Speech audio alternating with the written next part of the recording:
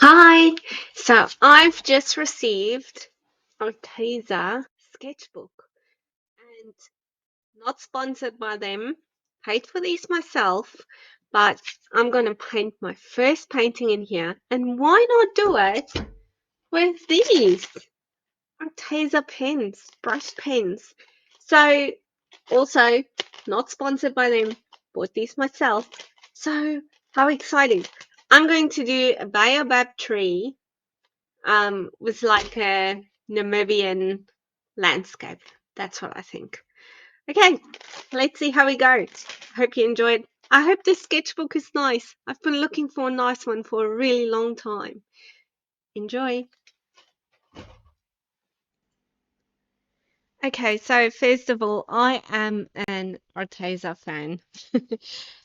um, I love their products. I buy them myself. I use their paper for my watercolor workshops that I host.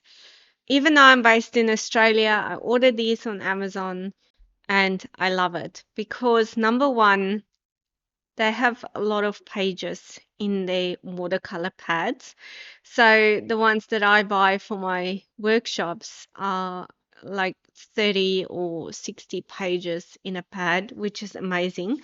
This sketchbook, this watercolor sketchbook, has got 68 pages. So you don't often see that. Now, my first thoughts as well, really good quality. Um, it is 230 GSM and it's 21 by 21 centimeters. So it's a nice size square watercolor sketchbook. I've had these brush pens for a while, and what I like about them is the texture that you can create using them. So as you can see here, I'm just going in, I'll list all of the colors that I'm using in the description.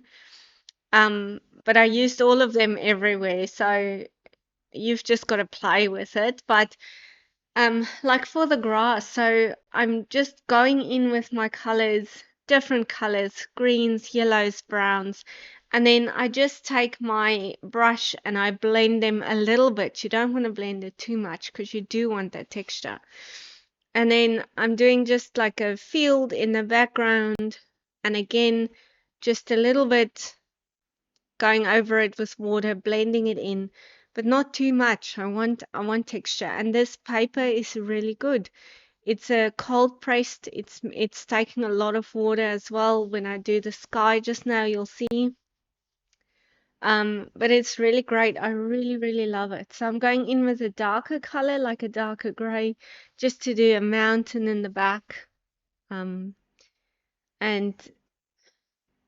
what I like about using the brush pens is you can do really fine details of them, but you can also do larger areas, which is very nice. So now that my foreground's dried a little bit, I'm just going back in and adding some more texture to my grass, some more greens and browns and yellows, just giving that variation of color and then blending it a little bit again. But I do want to keep the texture. Going in with some more green at the back, blending it into the grass so that it doesn't have like a straight line happening over there. And just more foreground, more texture. Doing a darker foreground. Okay, so I'm doing my sky now. So first of all, I wet the whole paper, and as I said, this paper really holds water well. It's really a nice sketchbook. I'm excited to do more things in it. Okay, so I'm going in with like a blue and just putting going around my clouds that I want and going lighter as I go to the bottom. So with these pens, yeah, I just kind of add less to it. When you're mixing it with water, it will go lighter. You need to have a play with it to figure out exactly how to use them, and then just blending it in and creating a soft sky and adding some more a light blue color for my sky as well and blending that in again. These are really nice to blend. The paper is really nice to work with. The brush pens are really good to work with. I just love using them. It's very nice to use and easy to use, especially if you're traveling, just to take a couple of your favorite colors with, and it's so easy to sketch and to paint with them. You just need one brush, you need a bit of water, and you need a couple of your favorite brush pens, and obviously now your sketchbook. So let's do the tree. So I just want to have it blend into the grass there at the bottom as well. You don't want like a straight line for your tree. So I'm going in with a dark brown. And what I really like about doing a tree with these brush pens, again, is the texture that you can add into it. So I'm doing my shade areas first actually on my tree. I know mostly with watercolor you'll start light and work your way darker, but I sometimes I like to do my shading first because that gives me a better idea of where I want the rest of the things to go.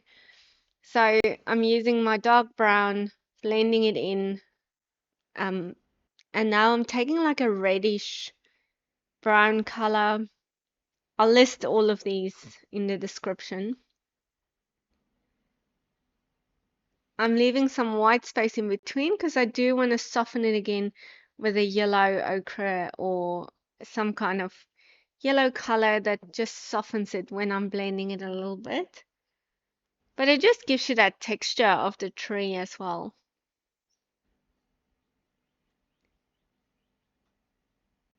Now I'm going in with the orangey color, blending it again, softening it.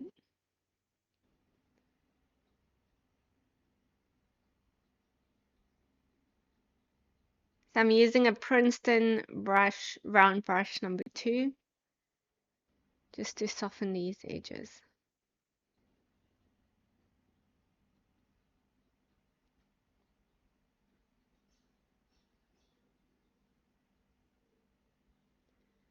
So far, I'm really happy with this paper, really happy with the way that it takes color. It's really nice to paint on.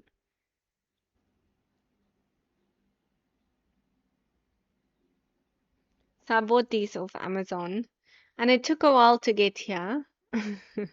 It took a couple of weeks to get all the way to Australia. So now I'm using a rigger brush and I'm just going in with the colors that I had on my palette. But actually afterwards I did some of the branches with my brush pens and they were actually way nicer. So I didn't have to use the rigger brush over here. I could have just used my brush pens. And you'll see in a minute that I'm going to take the dark brown brush pen and do some more. So I should have just used that because it worked really well to do those very fine lines.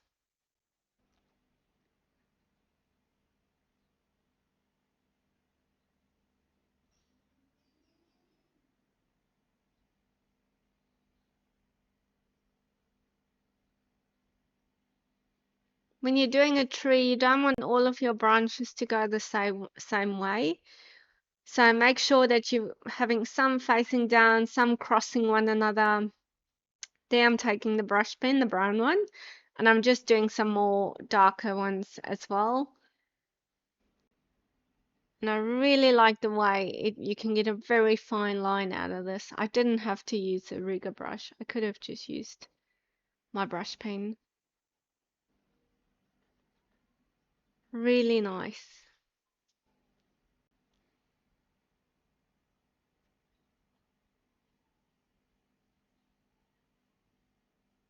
Now I want to do just a couple of leaves, and actually maybe I should have left it like this, but I just went in to do a couple of leaves as well. So I'm just making dots all around, first with green, and then I go in with the yellow, adding texture again, but now I'm doing it sideways. So I've got my pen more flat at a flat angle, and I'm kind of going over. So it's almost giving you the effect of using a dry brush and just gives it some texture. Going in a bit with a darker green for some shadows, and then a brownish one or yellowish just to lighten it up. And then I'll just blend some of these in with my brush again.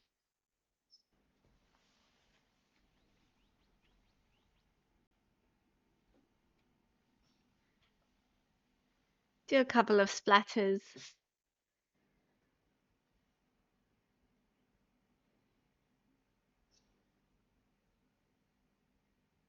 Yeah. So I can highly recommend this book, even if you had to wait for it for a long time or coming all the way to Australia. I love these brush pens. I've had them for a couple of years now. So going in with a gel pen, doing some highlights in my trees, in my grass. Yeah.